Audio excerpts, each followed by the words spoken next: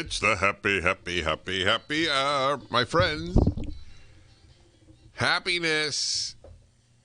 The great founders, the founders of this country, giants. These were giants. I know that we don't like using the word, but I'm not using it about small people. You know who hate giants? Midgets. I don't mean this physically. I mean it morally, intellectually, etc. That's why they're torn down by very small people. Anyway, it is the happiness hour, and it is really important. Happy people do make the world better. So today's subject is family life is normatively filled with problems. I was going to say dysfunctional, but that might be too severe a word. The purpose of this hour is to tell you that if you have some big issue in your family, welcome to the human race. If you have no big issues in your family, thank God every day. You dodged a bullet, because some of the finest people in the world have serious family problems.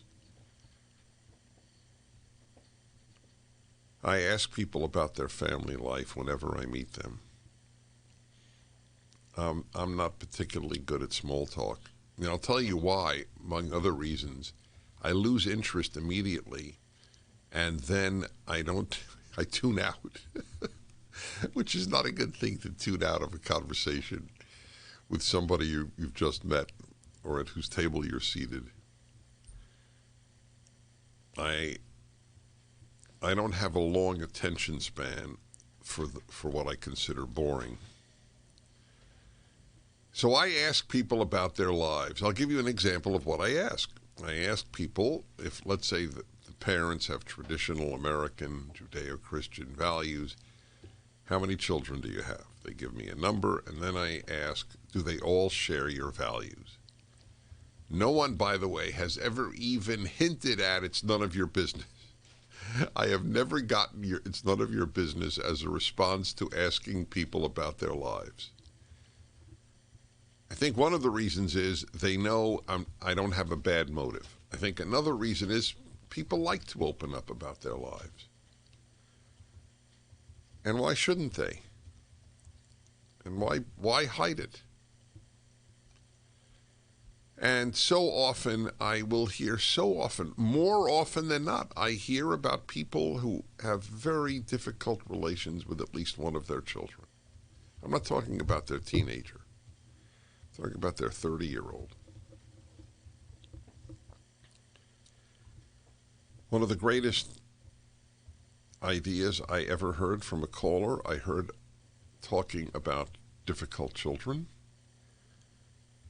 A woman who touched my life with this comment, and I have spread it far and wide. Dennis, I have a very troubled, I think she used the word miserable, 35-year-old daughter. And one day I awakened and I realized I didn't break her. I can't fix her. If that woman were present, I would have given her a hug. I hug a lot of people. I'm a hugger. And she would have gotten a big one. What a brilliant insight. And it's been so helpful to so many people I've told it to. You didn't break your child, and you can't fix your child. If your child wants to fix him or herself, he or she, or now they, will do so. Another point that I make about the problems of families and dysfunctionality and how normal it is that I consider the book of Genesis in the Bible to be a gift to humanity. The book of Genesis is largely about families from Adam and Eve to Jacob and Joseph. And every single family in Genesis is either truly dysfunctional or highly troubled. It starts out with Adam and Eve. One son kills the other.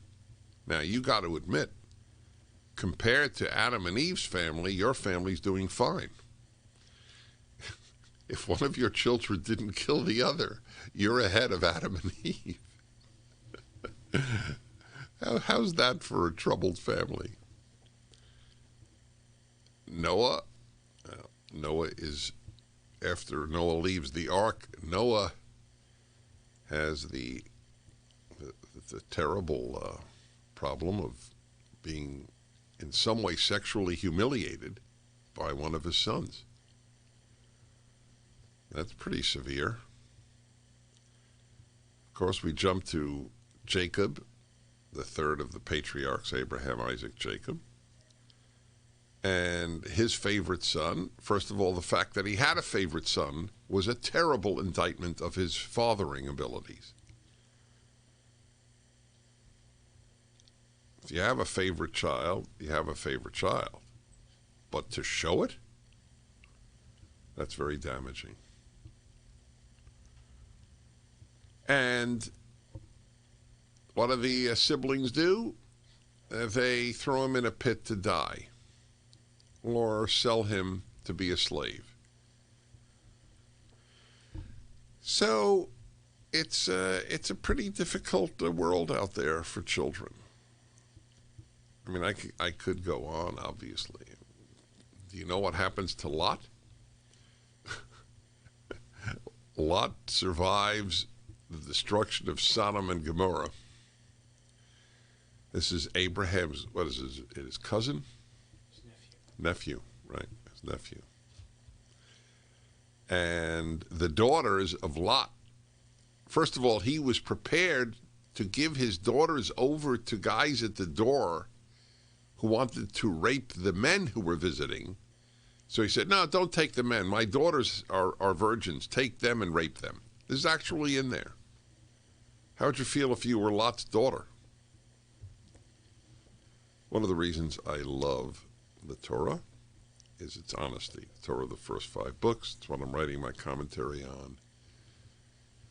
And Deuteronomy, the 3rd of my 5 volumes, the 5th of the 5 books, is coming out shortly. And I would ask you to help me get the word out. It's the best book ever written, and help you with your life by pre-ordering it at Amazon or getting it when it comes out at Costco. That Costco ordered 25,000 copies of a commentary on Deuteronomy. It's one of the few bright lights at this moment. Thank you. Thumbs up is right. Double thumbs up. Thank you. I mean, the point is, and I don't have to go on, there's a dysfunctional family in almost every chapter in Genesis. This is, I believe, God's way. If you prefer Moses' way, if you prefer somebody's way of conveying to you that that is the norm. If you have a happy and loving relationship with your parents, your children, your siblings, you are probably an outlier. There are many who do, but it is not the norm. That is the subject and the message of this happiness hour. It's very important. That way you could celebrate the good that you have in your life and in your family, and not walk around thinking, woe unto me, when it's in fact something normative to the human condition.